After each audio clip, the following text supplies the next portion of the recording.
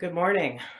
Greetings from Montgomery, Alabama. My name is Reverend Sunshine Jeremiah Wolf, and it is a pleasure to be able to join you this Sunday at the Unitarian Universalist Fellowship of Ames, Iowa. I send greetings to you and to Reverend Kent McCusick. I miss him, and I hope he is treating you and you are treating him very well. I offer these words on this day as you celebrate the lives of transgender people. We are forever changing. We do not have the luxury of being static. Yet somehow we seem to constantly be in some search for permanence. Safety and security, much sought after by our governments, communities, families, and even ourselves, is never completely possible. This does not mean we can't have a feeling of safety and comfort. It simply means that it is fleeting. We are at once broken and whole in our lives. There's no other way.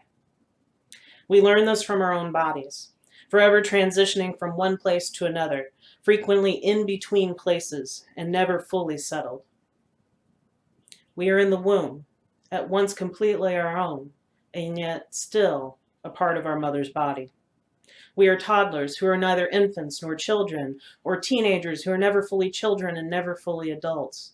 We live in the middle age in between adulthood and elderhood, or if we're very lucky, we are elders who face the ultimate change of mortality.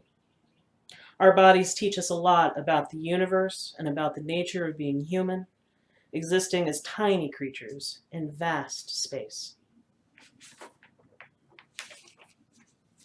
One place we look to in order to have some sense of security is in our own identity.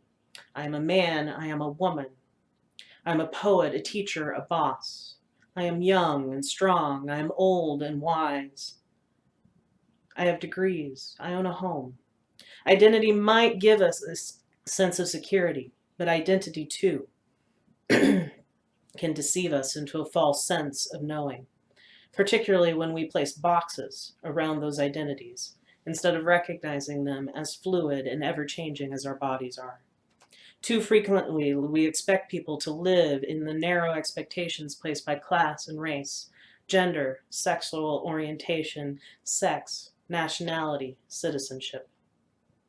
Yet, just as there is an injustice we do to our bodies and ourselves when we expect them to remain static and safe, so too we do an injustice to people who are wonderfully diverse and complex and awe-inspiring in their variety.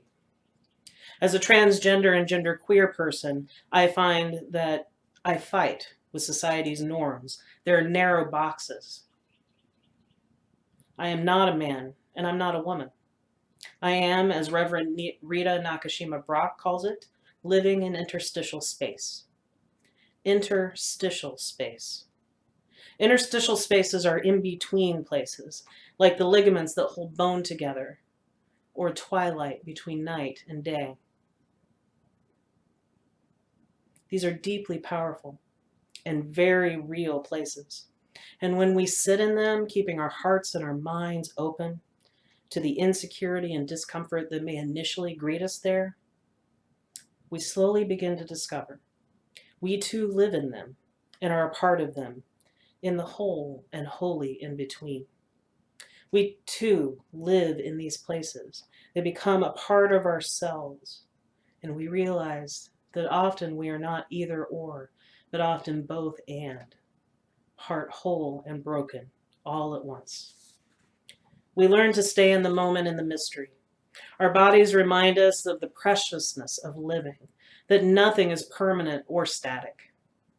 Yet we embrace complexity and we find love for all that is, as it is, and not as we might assume it is.